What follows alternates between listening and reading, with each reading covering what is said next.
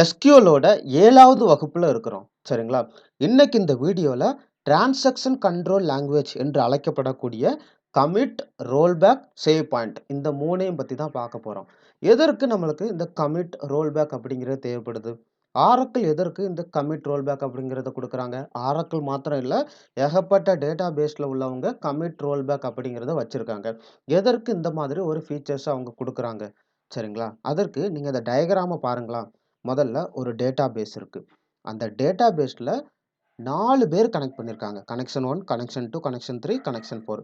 இந்த 4 பேர் கனெக்ட் பண்ணியிருக்காங்கல்ல, இந்த கனெக்ட் பண்ணியிருக்கக்கூடிய ஒவ்வொருத்தரும் என்ன சொல்லுவாங்கன்னா, ஒவ்வொரு செஷன் கிரியேட் பண்ணியிருக்காங்க. கனெக்ஷன் 1ல உள்ளவங்க ஒரு செஷன் கிரியேட் பண்ணியிருப்பாங்க. கனெக்ஷன் 2ல உள்ளவங்க ஒரு செஷன் கிரியேட் பண்ணியிருப்பாங்க. இப்படி ஒவ்வொரு யூசருமே ஒவ்வொரு செஷன்ல தான் வொர்க் பண்ணிக்கிட்டே இருப்பாங்க. சரிங்களா? இப்போ ஒரு கொஸ்டின் கேட்கலாமே உங்ககிட்ட. ஒருத்தர் if multiple user try to update the same row of data then what will happen? ஒரு row of data ஒரு டேபிள்ல இருக்கு.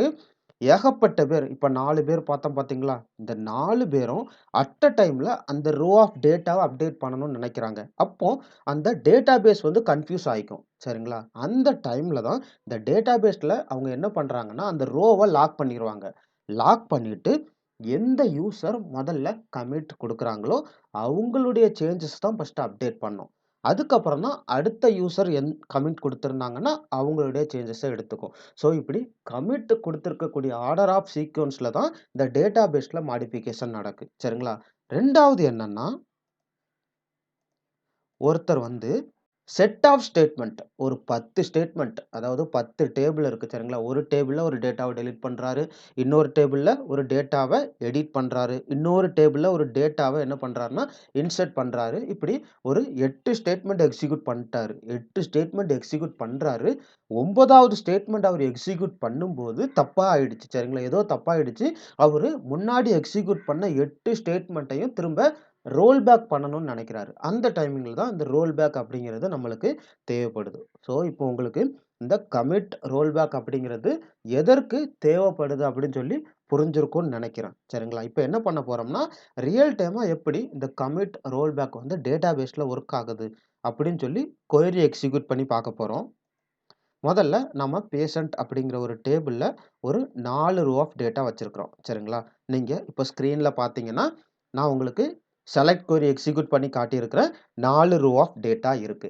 இந்த டேட்டாவ எல்லாத்தையும் நம்ம என்ன பண்ண போறோம்னா, டெலீட் பண்ண போறோம். எப்படி டெலீட் பண்ண போறோம்? டெலீட் கொரி யூஸ் பண்ணி. ஆல்ரெடி நான் டெலீட் கொயரி ரெடி பண்ணி வச்சிருக்கிறேன். சரிங்களா? இந்த டெலீட் கொயரி என்ன பண்ணியிருக்கிறேன், இந்த SQL விண்டோல போட்டிருக்கேன். போட்டுட்டு இப்போ என்ன பண்ண போறோம்னா, டைரக்ட்டா எல்லாத்தையும் டெலீட் பண்றேன். சரிங்களா? இப்போ இந்த 4 ரோ ஆஃப் டேட்டாவும் டெலீட் ஆயிடுச்சு. சரிங்களா? அதாவது கனெக்ஷன் 1 நான் வந்து கனெக்ஷன் 1 நான் கனெக்ஷன் 1ல இருந்து டெலீட் பண்ணிட்டேன். சரிங்களா? இப்போ என்ன ஆயிருக்கும்னா டேட்டா இந்த கனெக்ஷன் 2, கனெக்ஷன் 3, கனெக்ஷன் 4ல உள்ளவங்களுக்கு இந்த டெலீட் ஆனது காட்டாது. ஏன்னா, இந்த டேட்டா அப்படிங்கிறது இன்னும் கமிட் ஆகல. இன்னும் டேட்டாபேஸ்ல போயிட்டு கமிட் ஆகல. சரிங்களா? என்னுடைய செஷன்ல மட்டும் தான் கமிட் ஆயிருக்கு. டேட்டாபேஸ்ல இன்னும் கமிட் ஆகல. எப்படி கமிட் பண்ண வைக்கிறது? அதுக்கு தான் இந்த கமிட் அப்படிங்கிற ஒரு ஆப்ஷன் இருக்கு. சரிங்களா? நீங்க மேல பார்த்தீங்கன்னா கமிட்டு, அதுக்கு பக்கத்திலேயே ரோல் பேக் அப்படிங்கிறது இருக்கு. அப்படினாலும் பண்ணிக்கிடலாம். இல்லன்னா நம்ம இப்படி டைப் கூட அடிச்சுக்கலாம். சரிங்களா? கமிட்டு இல்லன்னா ரோல் பேக். மோஸ்ட்டா எல்லாருமே இந்த ஆப்ஷனே யூஸ் பண்ணிருவாங்க. சரிங்களா? நம்மளும் அதே மாதிரி ஆப்ஷனே யூஸ் பண்ணிரலாம். இப்ப என்ன பண்ண போறோம்? கமிட் பண்ணுவோமா? ரோல் பேக் பண்ணுவோமா? சரி. ரோல் பேக் பண்ணுவோமே. இப்ப என்ன பண்றோம்? டெலீட் பண்ணிட்டோம். ஆனா ரோல் பேக் பண்ணிட்டோம். ஓகே. இப்ப ரோல் பேக் பண்ண பிறகு கனெக்ஷன் 2லயோ, கனெக்ஷன் 3லயோ இல்லன்னா கனெக்ஷன் 1 ஆன நானு என்ன பண்றேன்னா, எக்ஸிக்யூட் பண்ணி பார்க்குறேன். டேட்டா என்ன ஆயிடுச்சு? நான் டெலீட் பண்ணேன். ஆனா அந்த டேட்டா ரிட்ரைவ் ஆயிடுச்சு. ஓகேங்களா? திரும்ப என்ன பண்ண போறேன்னா, இதே டேட்டாவ திரும்ப டெலீட் பண்றேன். ஓகேங்களா? டெலீட் பண்ணிட்டேன். டெலீட் பண்ணிட்டு இந்த டைம் என்ன பண்றேன்னா, கமிட் பண்ணிட்டேன். ஓகே. இப்போ கமிட் பண்ணதுனால, இந்த டெலீட் பண்ண இந்த ஸ்டேட்மெண்ட் வந்து எல்லாத்துக்கும் ரிஃப்ளெக்ட் ஆகும். கனெக்ஷன் 2, கனெக்ஷன் 3, கனெக்ஷன் 4ல உள்ளவங்களுக்கு. எல்லாருமே இந்த செலக்ட் கொரி எக்ஸிக்யூட் பண்ணி பார்த்தாங்கன்னா என்ன ஆயிருக்கும்னா, அந்த டேட்டா அப்படிங்கிறது கண்டிப்பா டெலீட் ஆயிருக்கும். ஓகேங்களா? இப்போ உங்களுக்கு இந்த கமிட், ரோல் பேக் அப்படிங்கிறது எப்படி ஒர்க் ஆகுது அப்படின்னு சொல்லி தெரிஞ்சிருக்கிறோம். இப்போ இந்த சேவ் பாயிண்ட் அப்படிங்கிற ஒரு கமாண்டுக்குள்ள வருவோம். இந்த சேவ் பாயிண்ட் எப்போ யூஸ் பண்ணுவாங்க அப்படின்னு கேட்டுக்கிட்டீங்கன்னா, நான் உங்கட்ட சொன்னேன் பார்த்தீங்களா? ஒருத்தர் ஒரு 8 ஸ்டேட்மெண்ட் எக்ஸிக்யூட் பண்றாரு. இல்லன்னா 10 ஸ்டேட்மெண்ட் எக்ஸிக்யூட் பண்றாரு. அப்படி எக்ஸிக்யூட் பண்ணும்போது, அவரு 5வது ஸ்டேட்மெண்ட் வரைக்கும் ரோல் பேக் பண்ணணும்னு நெனைக்கிறாரு. இல்லன்னா 2வது ஸ்டேட்மெண்ட் வரைக்கும் ரோல் பேக் பண்ணணும் அப்படின்னு நெனைக்கும்போது தான், இந்த சேவ் பாயிண்ட் அப்படிங்கிறது நம்மளுக்கு தேவைப்படுது. இப்ப என்ன பண்ண போறோம்னா, நான் டெலீட் பண்ண டேட்டாவ திரும்ப இன்சர்ட் பண்ண போறேன். சரிங்களா? நான் கொயரி ரெடி பண்ணி வச்சிருக்கிறேன். ஸோ அந்த டேட்டா எல்லாத்தையுமே இன்சர்ட் பண்ணிக்கிறோம். சரிங்களா?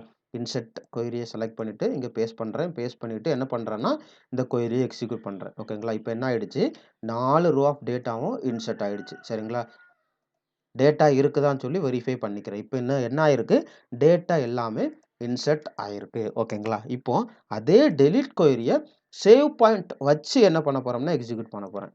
அதாவது சேவ் பாயிண்ட் அப்படிங்கிறது ஒண்ணுமே இல்ல, புக்மார்க். இப்ப நீங்க ஸ்க்ரீன்ல பார்த்தீங்கன்னா, ஒரு டெலீட் கொயரி.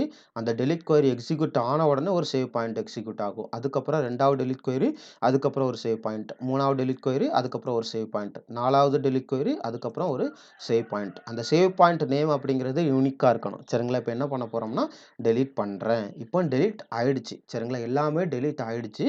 ஆனா, இப்ப யூசர் என்ன நெனைக்கிறார்ன்னா, ஓகே நம்ம டெலீட் பண்ணிட்டோம்.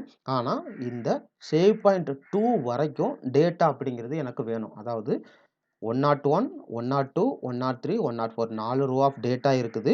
அதுல இந்த 103யும் 104 அப்படிங்கிற டேட்டா எனக்கு வந்து வேணும் அப்படின்னு நெனைக்கிறாரு. சரிங்களா? அப்ப அவரு இந்த SP2 வரைக்கும் ரோல் பேக் பண்ணணும். எப்படி ரோல் பேக் பண்ணுவாரு? அதற்குமே கமாண்ட். சரிங்களா? Roll back to SP3. Okay.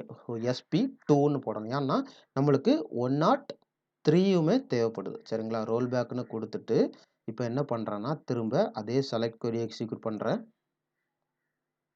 ஓகேங்களா? இப்ப பார்த்தீங்கன்னா, 103யும் 104ம் நம்மளுக்கு என்ன ஆயிடுச்சு, டேட்டா அந்த சேவ் பாயிண்ட் மூலமா திரும்ப ரிட்ரைவ் ஆயிடுச்சு. இப்ப என்ன பண்ண போறோம்னா, திரும்ப அதே மாரி இந்த டெலீட் 103க்கும் 104க்கும் எக்ஸிக்யூட் பண்றேன்.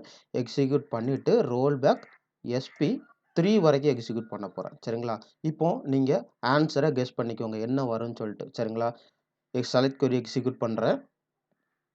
இப்ப பார்த்தீங்கன்னா, 104 வரைக்கும் என்ன ஆயிருக்கு, நம்மளுக்கு டேட்டா ரிட்ரைவ் ஆயிருக்கு. ஏன்னா, SP3 அதுக்கு அப்புறம் என்னென்ன கொயரி எக்ஸிக்யூட் பண்ணோமோ, அந்த டேட்டா வந்து ரிட்ரைவ் ஆயிரும். சரிங்களா? இப்போ ஃபுல்லாவே டேட்டாவ என்ன பண்ணிருவோம், டெலீட் பண்ணிருவோம். சரிங்களா? டெலீட் பண்ணிட்டு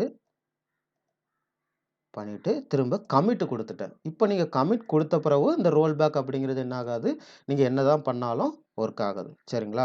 இன்வாலிட்ன்னு வந்துருச்சு பார்த்தீங்களா? திரும்ப செலக்ட் கொரி எக்ஸிக்யூட் பண்ணி பாருங்க. கண்டிப்பா டேட்டா எல்லாமே என்ன ஆயிருக்கும், டெலீட் ஆயிருக்கும். உங்களுக்கு புரிஞ்சிருக்கும்னு நெனைக்கிறேன். ஏதாவது டவுட் இந்த commit, roll back, save point சம்பந்தமா ஏதாவது டவுட் இருந்துச்சுன்னா கேளுங்க. நன்றி.